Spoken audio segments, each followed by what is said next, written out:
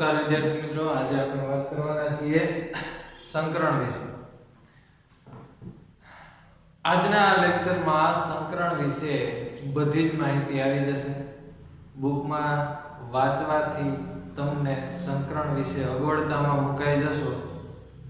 બધા વિદ્યાર્થી મિત્રોનું એવું કહેવું છે કે સાહેબ બુકમાંથી સમજાતું નથી, વાંચીએ છીએ તો બુકમાંથી કંઈ ક્લિયર નથી થતું અને બુકની આકૃતિમાંથી પણ ક્લિયર નથી થતું। તો એ બધા મિત્રોને ખાસ વિનંતી કે આ લેક્ચર પૂરેપૂરો જોવે। તો સંકરણનો ખ્યાલ છે એ પાઉલિંગ નામના વૈજ્ઞાનિકે આપેલો। એવું કહી શકાય કે જુદી જુદી ઉર્જાવાળી કક્ષકોનું આંતર સંમિશ્રણ થાય છે। આપણે ભણી ગયા કે કક્ષકો કેટલા પ્રકારની હોય, S કક્ષક, P કક્ષક, બરાબર।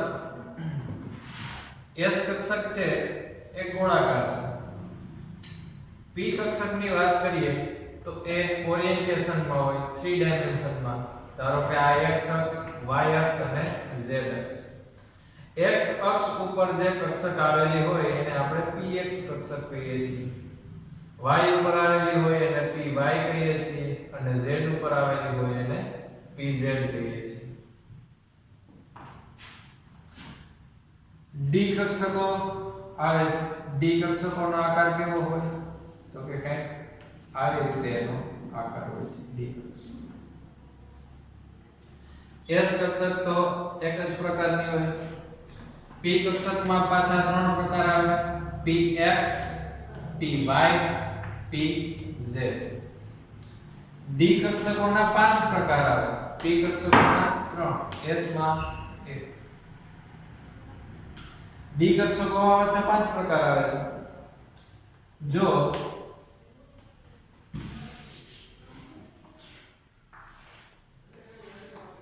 ધારો કે આ x, y અને z।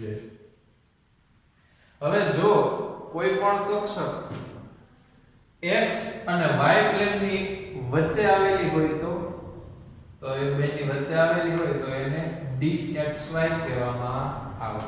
y અને z ની વચ્ચે આવેલી હોય તો dyz અને x અને z ની વચ્ચે આવેલી હોય તો dxz।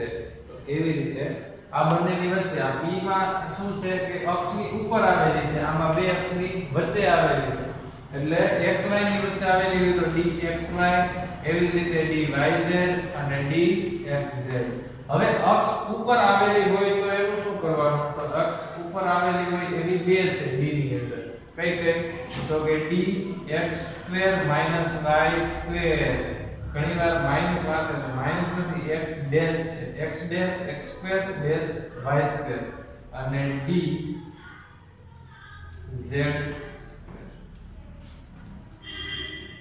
આવી રીતે 5 p ની 3 કક્ષકો આવેલી હોય અને s ની એક જ હોય।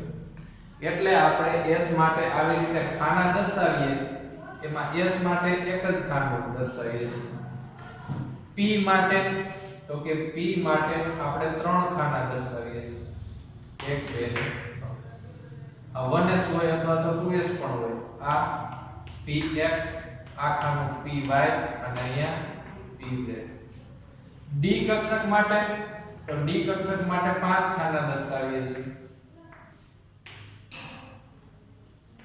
dxy, dyz, dxz, dx² y² અને dz।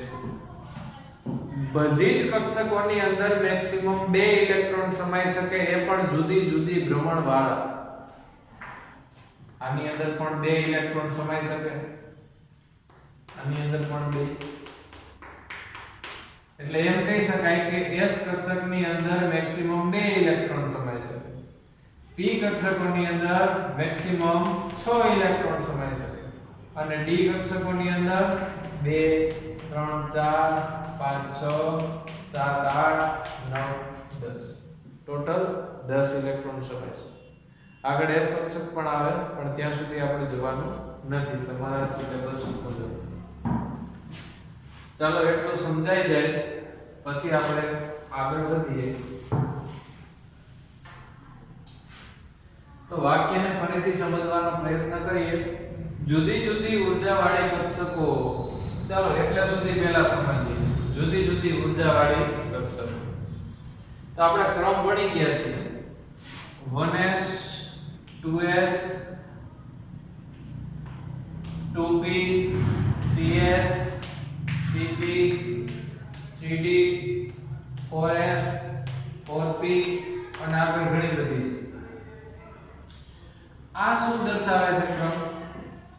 આપણે આ મુદ્દો ઊંડનો મહત્તમ પ્રમાણમાં આપણે શીખી ગયા. ઊંડનો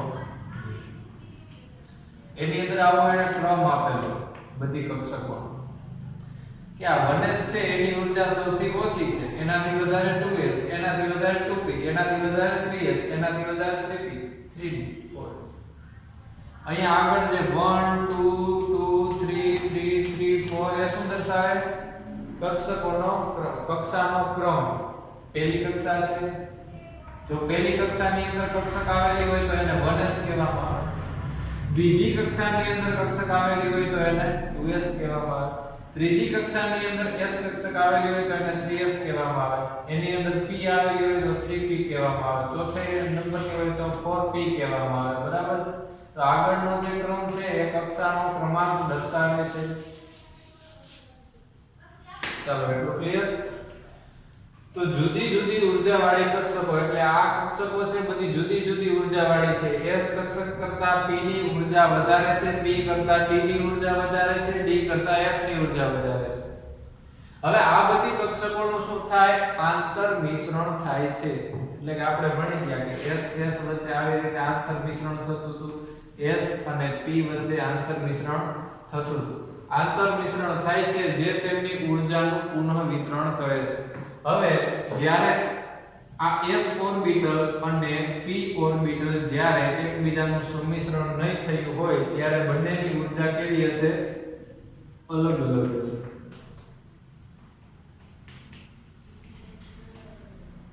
p ની ઉર્જા વધારે હશે s કરતા.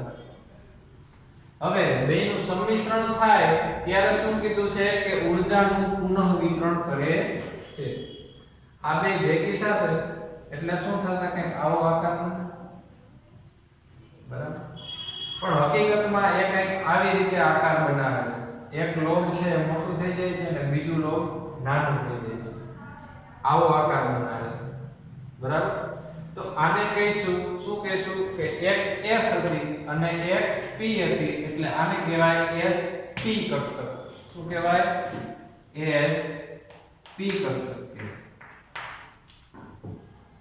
સમજ પડી? ઉર્જાનું પુનઃ વિતરણ કરે છે. હવે આની ઉર્જા કેવી થઈ? sp કક્ષકની ઉર્જા કેવી થઈ?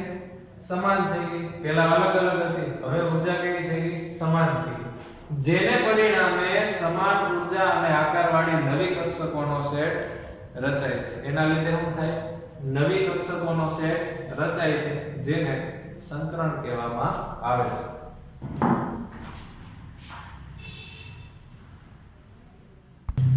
ત્યારબાદ આપણે જોઈશું સંકરણની વિશિષ્ટ ખાસિયતો.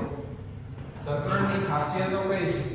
તો કે પરમાણ્વીય કક્ષકોની અને સંકૃત કક્ષકોની સંખ્યા સમાન હોય છે. સંકરણની અંદર પરમાણ્વીય કક્ષકો જેટલી વાપરવામાં આવેલી હોય એટલા જ પ્રમાણમાં કોણ હોય છે?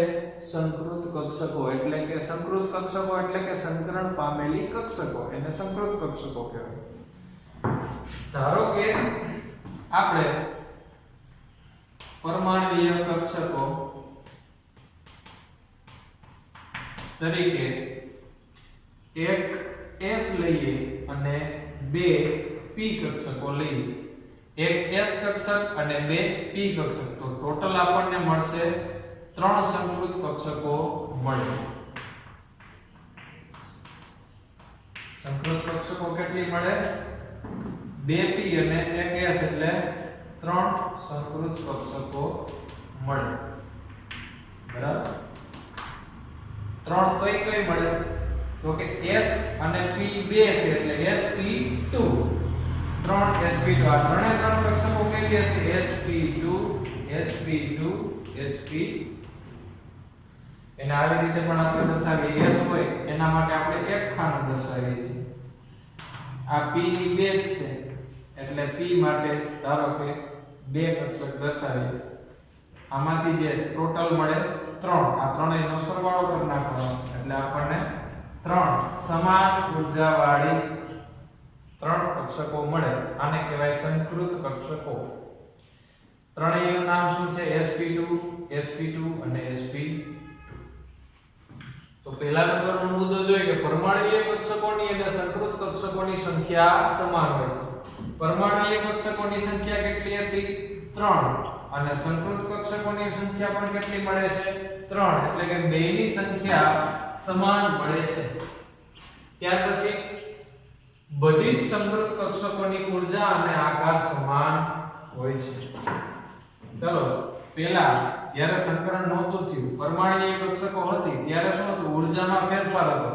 આની ઊર્જા ઓછી હતી કારણ કે આ s છે આની ઊર્જા વધારે હતી કારણ કે આ બે p કક્ષકો છે પણ આ ત્રણેય હવે સરખી થઈ ગઈ જો આ પણ sp2 છે આ પણ sp2 છે અને આ પણ sp2 છે આ ત્રણેયની ઊર્જા સંકરણ બાદ સમાન થઈ જાય છે ઊર્જા અને આકાર પણ સમાન થઈ જાય છે આકારની વાત કરીએ તો ધારો કે આપણે આવો આકાર લીધો ધારો કે એક s કક્ષક ને એક p કક્ષકનું સંકરણ થાય તો આપણને કંઈક આવો આકાર મળતો તો એક મોટું લોબ અને એક નાનું લોબ ધારો કે અહીંયા બે p કક્ષક લેવામાં આવે તો આપણને આવા બે લોબ મળશે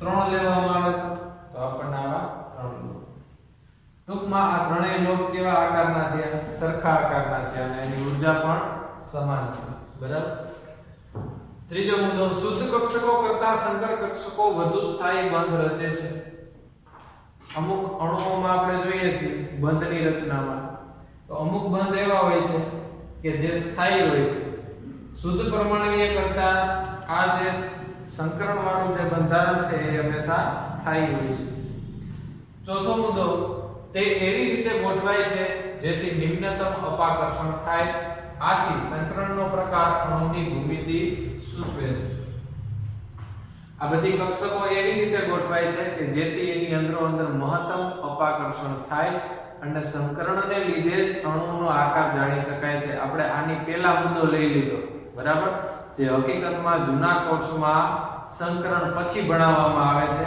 એ બખડ જંતર કરી નાખેલું છે બરાબર અને ત્યારે પણ મેં વાત કરી હતી કે આકારની માહિતી જો સચોટ જોતી હોય તો સંકરણ ભણવું પડે પહેલા અને પછી જ આકારની માહિતી મેળવી શકે એની બદલે બુકમાં પહેલા આકાર વિશે માહિતી આપી દીધી અને પછી સંકરણ વિશે માહિતી આપેલ છે કઈ વાંધો નહીં આપણે સંકરણ પછી આકાર કેવી રીતે ગોઠવાય એ પણ માહિતી આપી દઈશું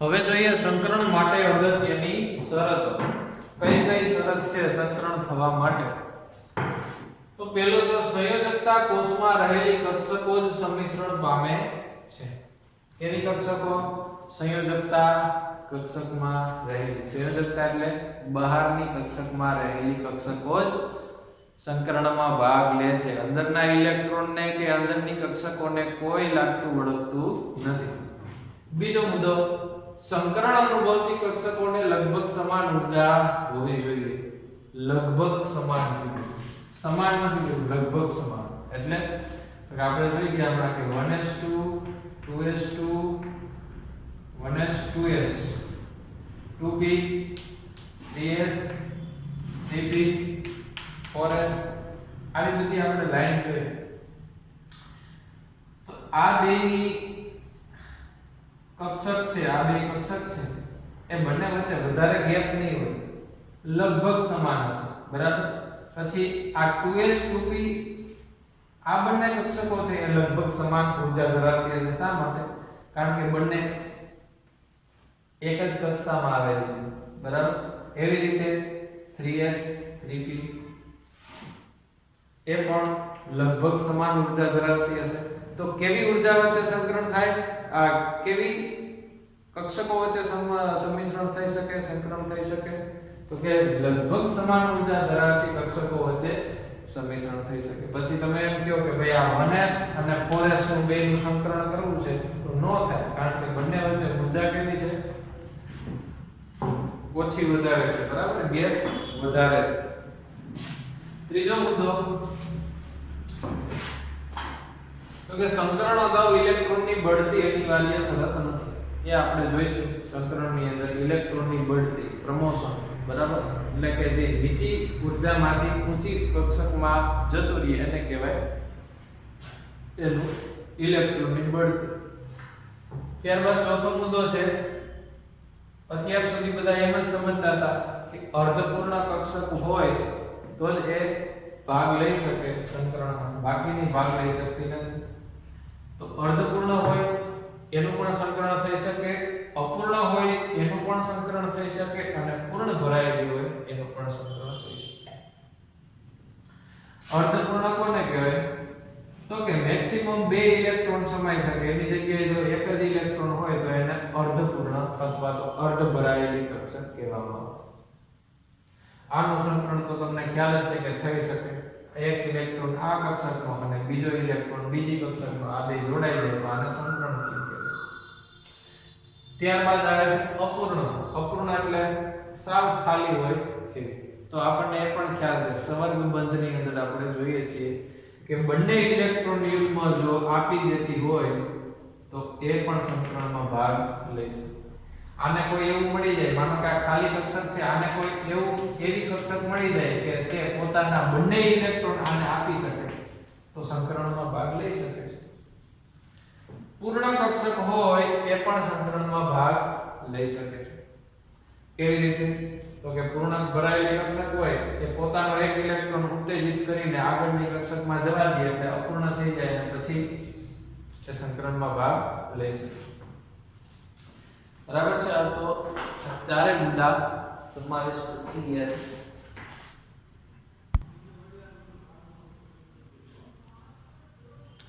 તો આપણે પહેલી થિયરી ભણી ગયા કોસેલ લુઈસ.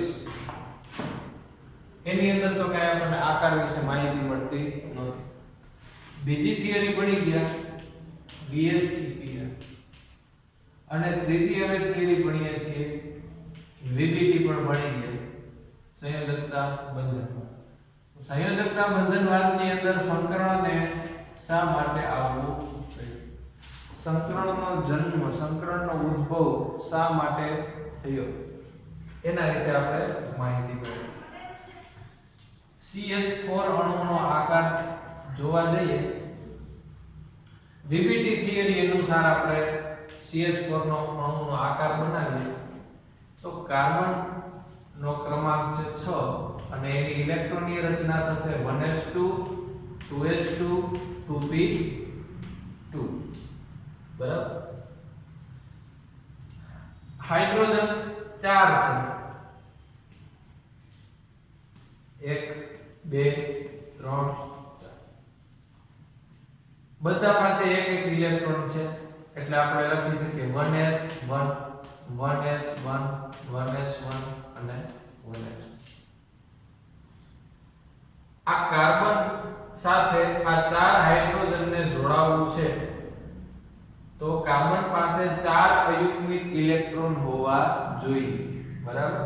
4 હાઇડ્રોજનને જોડાવવું હોય તો કાર્બનની કક્ષકોમાં 4 અયુગ્મિત ઇલેક્ટ્રોન હોવા જોઈએ. પણ કેટલા છે જુઓ જી.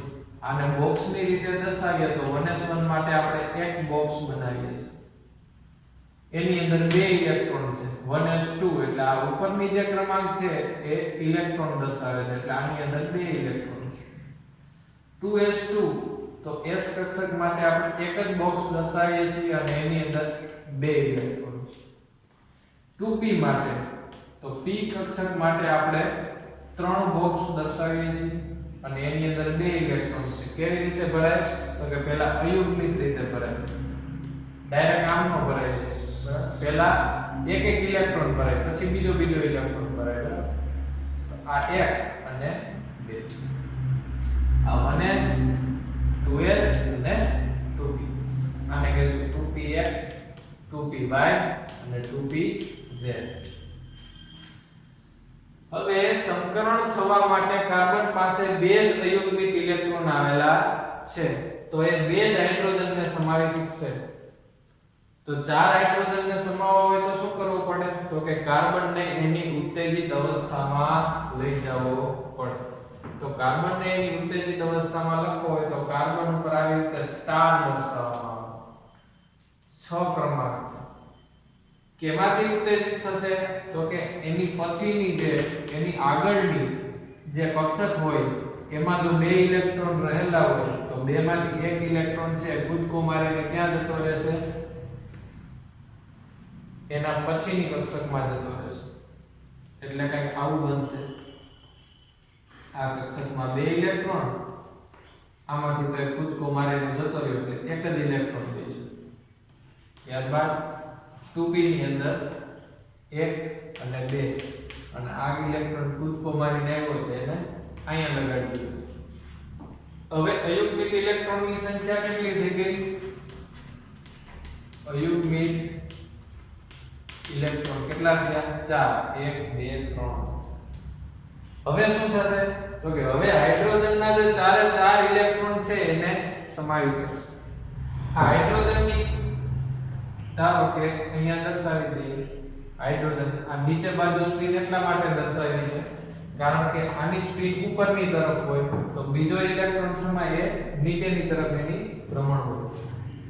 આ બીજા હાઇડ્રોજન માટે, ત્રીજા હાઇડ્રોજન માટે અને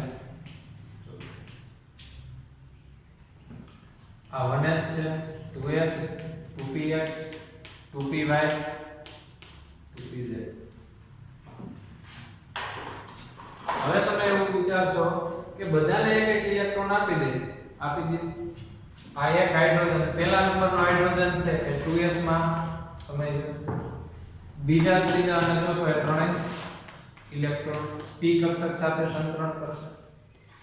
ટોટલ સંકરણ આવે. તો આ સંકરણ જે પહેલું સંકરણ કયું થયું કે હાઇડ્રોજનની s ઓર્બિટલ અને કાર્બનની પણ s ઓર્બિટલ, એટલે આ સંકરણ કયું કહેવાય? s ઓર્બિટલ, s સંકરણ કહેવાય.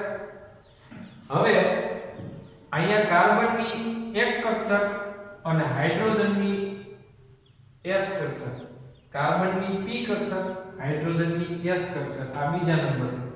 તો કયું થયું? sp. આના માટે પણ p અને આનો s એટલે sp. આનો p અને આનો s એટલે sp.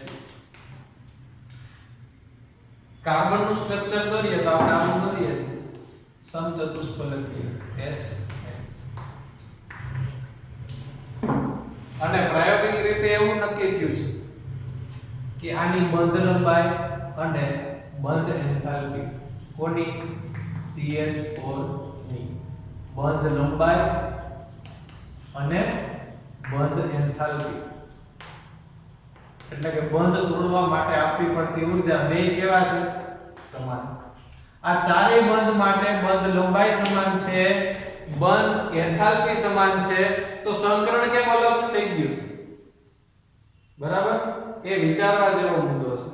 બંધ લંબાઈ સરખી છે, બંધ એન્થાલ્પી, તો આ SS માં અને SP માં કઈ ફરક નથી દેખાતો? આ S ની કક્ષક આની ઊર્જા ઓછી હોય, આ SS છે. જો સૈદ્ધાંતિક રીતે જોવા જઈએ તો આ ત્રણ કક્ષકોની ઊર્જા અને એન્થાલ્પી સમાન હોવા જોઈએ અને આ SS માટે અલગ હોવું જોઈએ, પણ હોતું નથી. આ જે આપણે સ્ટ્રક્ચર બનાવ્યું એ કોના આધારિત હતું? VBT, વેલેન્સ બોન્ડ થિયરી, જે આપણે આગળની થિયરી ભણી ગયા તે. એની અંદર આપણે આકારોની વાત કરી હતી, અણુઓના આકારોની વિશે આપણે વાત કરી હતી અને એના આધારે જ આપણે આકાર બનાવ્યો. પણ એની અંદર બંધ લંબાઈ અને બંધ એન્થાલ્પી સમાન જોવા મળતા નથી અને પ્રાયોગિક મૂલ્ય એમ કહે છે કે બંધ લંબાઈ અને એન્થાલ્પી સમાન છે. તો આ વસ્તુ સમજાવવા માટે એક નવી થિયરી અમલમાં આવી અને એને કહેવાય છે સંકરણ, હાઇબ્રિડાઇઝેશન. કે એ થિયરી એવું સમજાવી શકે છે કે આ ચારે ચારની ઊર્જા શા માટે સમાન છે. હવે આના ઉપરથી સંકરણની અંદર એવું કહેવા માંગે છે, ધારો કે એક ઉદાહરણ લઈએ, એક મોતીચૂરનો લાડવો હોય અને 3 મગજના લાડુ હોય. એક મોતીચૂરનો લાડુ હોય અને 3 મગજના લાડુ હોય. આ ચારે ચારને આપણે ભેગા કરીએ, છૂદો કરી નાખીએ અને પાછા એમાંથી લાડવા બનાવીએ તો આવા જ આકારના કેટલા લાડવા બને? બીજા પાછા 4 જ બનશે. 4 લાડવાના આપણે મિક્સ કરી નાખીએ, પણ ખાલી આમાં મોતીચૂર છે ને આ મગજના લાડવા, એટલો જ ફેર છે. આ બધાયને ભેગા કરી નાખીએ, બરાબર, 4 લાડવામાંથી, અને પાછા એમાંથી આવડી સાઈઝના લાડવા બનાવવા હોય તો કેટલા બને? 4 જ બનશે. પણ હવે મિશ્રણ થઈ ગયા પછી શું થશે? એની અંદર બીજા જે 4 નવા લાડવા હશે એની અંદર આ બેયના ગુણધર્મો હશે. આ મગજનો સ્વાદ આવશે અને મોતીચૂરનો સ્વાદ આવશે, બેયનો સ્વાદ આવશે, બરાબર. અને આકાર કેવડા? સમાન. કદ કેવડું? સમાન. એવી જ રીતે આની અંદર આ એક લાડવો શેનો છે? SS. અને આ બીજા 3 SP. આ બધાયને ભેગા કરી દેજો, શું થાય? સમાન કદ. આમાં જેમ આપણને સમાન 4 લાડવા મળતા હતા એવી જ રીતે સમાન ઊર્જાવાળી બીજી 4 કક્ષકો મળે છે, બરાબર. આ વસ્તુ છે એ સંકરણમાં સમજાવવામાં આવી છે.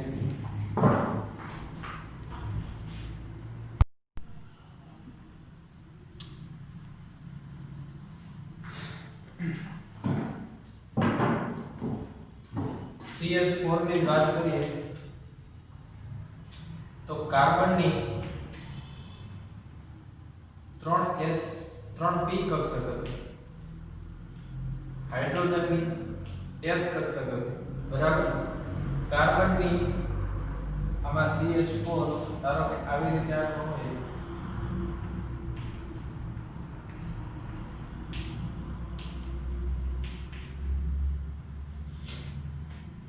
આ કાર્બનની p કક્ષક, કાર્બનની p, કાર્બનની p, હાઇડ્રોજનની એક S કક્ષક, આ ચારે હાઇડ્રોજનની S કક્ષક. તો ટોટલ કક્ષકો આપણને કેટલી મળતી હતી? 4 મળતી હતી. કઈ રીતે ખબર પડે કે કાર્બનનો 6 ક્રમાંક છે અને ઉત્તેજિત અવસ્થા ડાયરેક્ટ લખીએ તો 1s 2s માંથી એક ઉત્તેજિત થઈ જતો હતો એટલે એક ઇલેક્ટ્રોન, અને બાકીની 3 કક્ષકોમાં એક ઇલેક્ટ્રોન.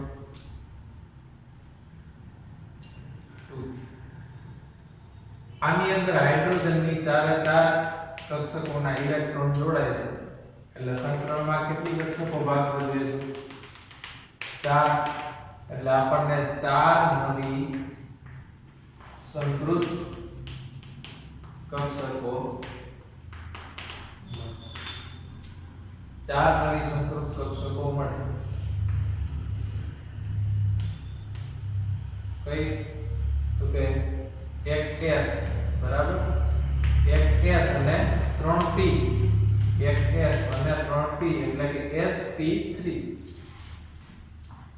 sp3. બીજી કક્ષક પણ sp3, ત્રીજી કક્ષક પણ sp3 અને ચોથી કક્ષક પણ sp3. તો આ કાર્બનની અંદર 4 આપણને મળે છે. આ એક આની હાઇડ્રોજનની તો S જ હોવાની છે, બરાબર, એની અંદર p કક્ષક આવતી નથી. આ હાઇડ્રોજનની S કક્ષક, આ હાઇડ્રોજનની S અને આ હાઇડ્રોજનની S કક્ષક. કાર્બનની એક S હતી, એક p અને પણ આ જ્યારે જોડાય છે S અને p 3 કક્ષકો જોડાય છે તો આનો આકાર આવો બની જાય છે. આ વચ્ચે કાર્બન,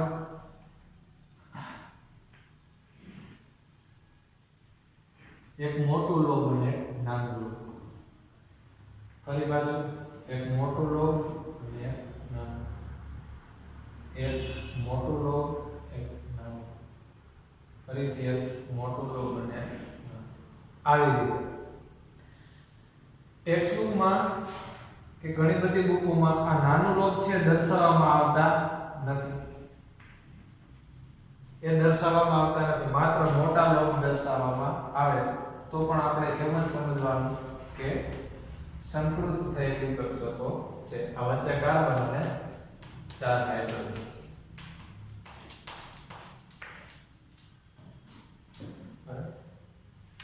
આવી રીતે કંઈક એનો આકાર આપણને જોવા મળે છે. હવે સંકરણ ઉપરથી આકાર કઈ રીતે નક્કી કરી શકાય એ જાણી લઈએ. સંકરણ પરથી આકાર.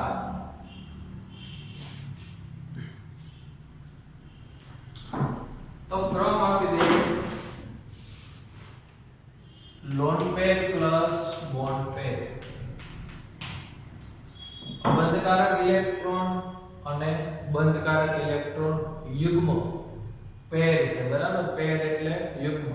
અબંધકારક ઇલેક્ટ્રોન યુગ્મની સંખ્યા પ્લસ બંધકારક ઇલેક્ટ્રોન યુગ્મની સંખ્યા એ 2 હોઈ શકે, 3 હોઈ શકે, 4 હોય, 5 હોય, 6. તો સંકરણ કેવું હોય? જો લોન પેર પ્લસ બોન્ડ પેર ઇલેક્ટ્રોનની સંખ્યા 2 હોય તો એનું સંકરણ sp હોય. 3 હોય તો સંકરણ sp2 હોય. 4 હોય તો સંકરણ sp3 હોય. 5 હોય તો સંકરણ sp3d હોય. 6 હોય તો સંકરણ sp3d2. આના માટે આપણે આકાર પણ ભણી ગયા. આની સામે મેં આકાર લખાવેલા હતા, બરાબર. 2 હોય તો કેવો હોય? રેખીય હોય. 3 હોય તો સમતલીય ત્રિકોણ હોય. 4 હોય તો ચતુષ્ફલકીય હોય. 5 હોય તો ત્રિકોણીય દ્વિપિરામિડલ હોય. 6 હોય તો અષ્ટફલકીય હોય. એવા આકાર પણ મેં લખાવેલા હતા. તમારા મટીરીયલમાં જે તમે લખ્યા હોય કાઢી નાખજો. હવે ત્યાર પછી આપણે ઉદાહરણ લઈએ. તો પહેલું ઉદાહરણ લઈએ આપણે PeCl2 માટે.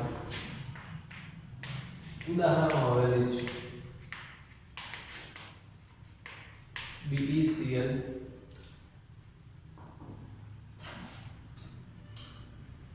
BeCl2 માટે જોઈએ તો એની અંદર એક S કક્ષક છે અને એક P કક્ષક છે. એ બેનું સંમિશ્રણ થાય છે. બેરિલિયમ કેટલા નંબરનું તત્વ છે? 4 નંબર, બરાબર. એની અંદર 4 ઇલેક્ટ્રોન. કેવી રીતે હશે? 1s2 2s2. Total electron 4. આને બોક્સમાં ગોઠવીએ તો આવી રીતે બનશે. 2 ઇલેક્ટ્રોન આમાં અને 2 ઇલેક્ટ્રોન આમાં. આ 1s ને 2. ક્લોરીન કેટલા છે? 2 છે. ક્લોરીન કેટલામા નંબરનું તત્વ છે? તો કે ક્લોરીન છે એ 1s2 2s2 2p6 ds2 3p. કેટલા ઇલેક્ટ્રોન છે? ક્લોરીન છે 17મા નંબરનું છે. 1 2 3 4 5 6 7 8 9 10 11 12 ને 6 18 ઇલેક્ટ્રોન થઈ ગયા. એટલે અહીંયા આવશે 5. બાહ્ય કક્ષા કઈ છે? 3s2 3p5. આ બાહ્ય. એમાં પણ આ તો ભરાયેલી છે. 3s2 પૂર્ણ ભરાયેલી છે. અપૂર્ણ કોણ છે? 3p5 છે. એટલે 3p5 ને આપણે બોક્સની અંદર દર્શાવીએ. p કક્ષક એટલે 3 ખાના હોય. px py p. એમાં ઇલેક્ટ્રોન કેટલા છે? 5. 1 2 3 4 અને 5 ઇલેક્ટ્રોન. એવી રીતે બીજા ક્લોરીન માટે એના માટે પણ સેમ એવું જ 1s2 2s2 2p6 3s2 3p5. એનું આપણે 3p5 માટે ઊર્જા તો px py અને pz એની અંદર આવી રીતે ઇલેક્ટ્રોન સમાયેલા હોય છે.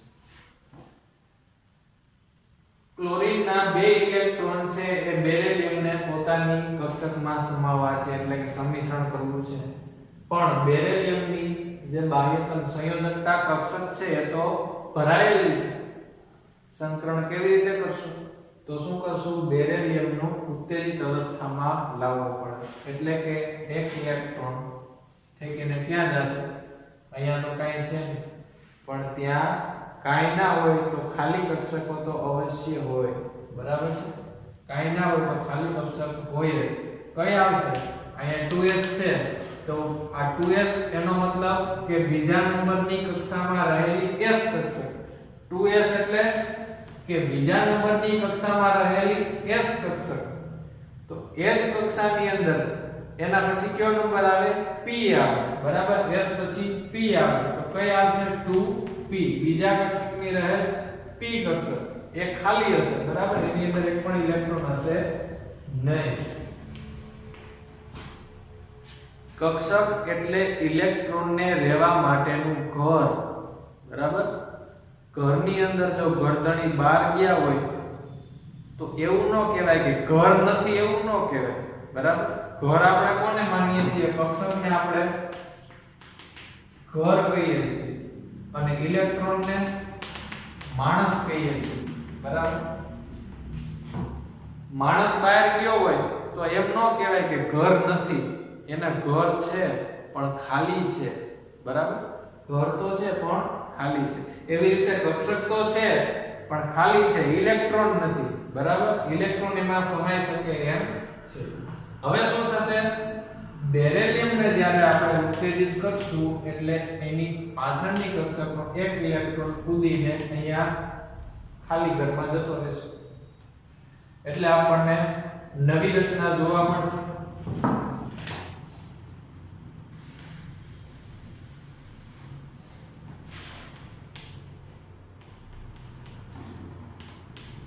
અહીંયા આવી જશે એક જ ઇલેક્ટ્રોન અને આ p ની અંદર છે. હવે જુઓ જે બે ક્લોરીન સમાઈ શકશે, હા સમાઈ શકશે. આનો એક ઇલેક્ટ્રોન કેમાં જતો રહેશે, આની અંદર. આ બીજા ક્લોરીનનો ઇલેક્ટ્રોન આની અંદર જતો રહેશે. તો એક બેરિલિયમની કઈ કક્ષક હતી, s કક્ષક. બેરિલિયમની એક s કક્ષક અને ક્લોરીનની અને બેરિલિયમની એક p કક્ષક. સંકરણમાં ટોટલ કેટલી કક્ષકનો સમાવેશ થયો, એક s અને એક p, એટલે આ પ્રકારના સંકરણને કહેવાય sp સંકરણ. sp સંકરણ બીજા નંબરનો છે એટલે એનો આકાર કેવો હોય, રેખીય હોય, બરાબર. સંકરણના આધારે તમે આકાર આપશો તો એ આકાર તમારો એકદમ સચોટ આકાર મળશે, બરાબર. sp એટલે રેખીય.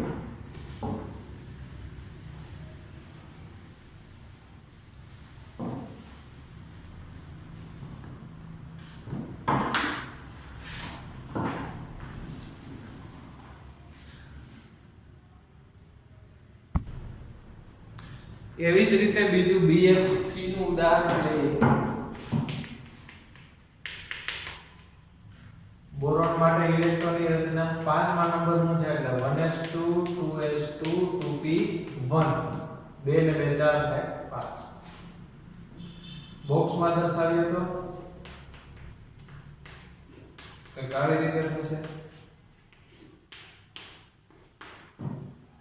બરાબર. 1s 2s અને 2p.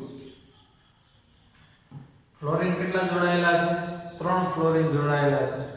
આની અંદર એક જ સમાઈ શકે એમ છે એટલે શું થશે, એક ઇલેક્ટ્રોન કૂદકો મારીને p y માં જતો રહેશે, એટલે કંઈક આવું બનશે. હવે આની અંદર એક જ ઇલેક્ટ્રોન અને આની અંદર 2 3 ઇલેક્ટ્રોન અયુગ્મિત બની ગયા. હવે આ સંકરણમાં ભાગ લઈ શકશે. 3 અયુગ્મિત ઇલેક્ટ્રોન છે, એની સામે 3 ફ્લોરીનના ઇલેક્ટ્રોન છે. તો 3 ફ્લોરીનના ઇલેક્ટ્રોન છે એ આ કક્ષકમાં એનો સમાવેશ થઈ જશે.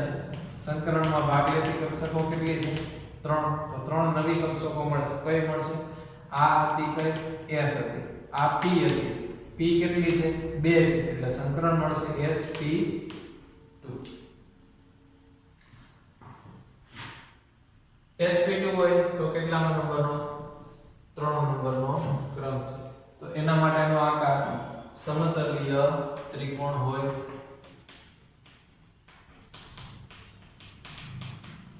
તો છે સમતલીય ત્રિકોણ.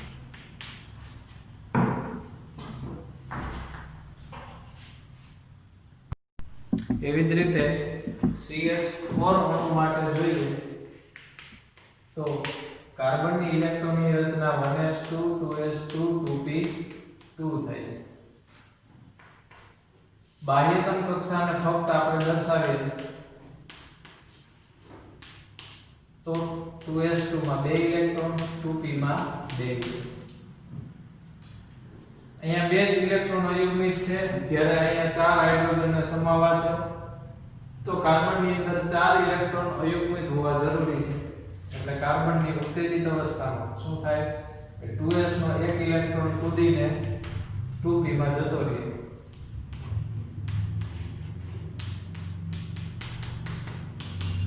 ચાર અયુગ્મિક ઇલેક્ટ્રોન થઈ ગયા.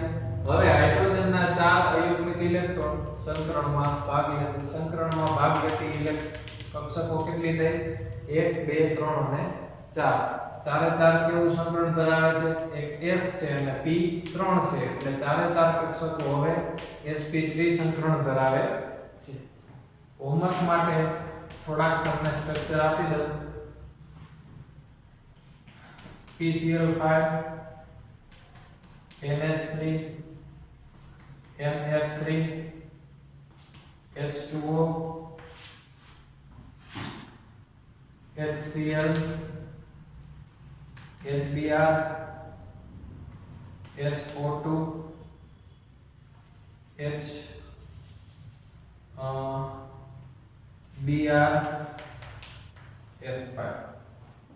આપણે સંકરણ છે એ હંમેશા મધ્યસ્થ પરમાણુ કે આજુબાજુના અણુ શોધતા હોઈએ છીએ. આખા અણુનું ક્યારેય સંકરણ શોધતા હોતા નથી. એટલે ખાસ ધ્યાન રાખવું. આખા અણુ માટેનું સંકરણ નથી હોતું. સંકરણ માત્ર એક પરમાણુ માટે હોય છે.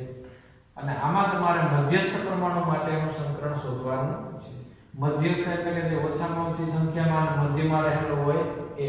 એની અંદર ફોસ્ફરસ, નાઇટ્રોજન, આની અંદર ઓક્સિજન, ક્લોરીન, બ્રોમિન, સલ્ફર અને બ્રોમિનનું આ બધાના તમારે સંકરણ શોધવાના છે અને એના ઉપરથી એની ભૂમિતિ શોધવાની છે. બરાબર, ભૂમિતિ તો મેં ઓલરેડી તમને લખાવી દીધેલી છે. તો એટલું હોમવર્ક તમારે કરવાનું છે.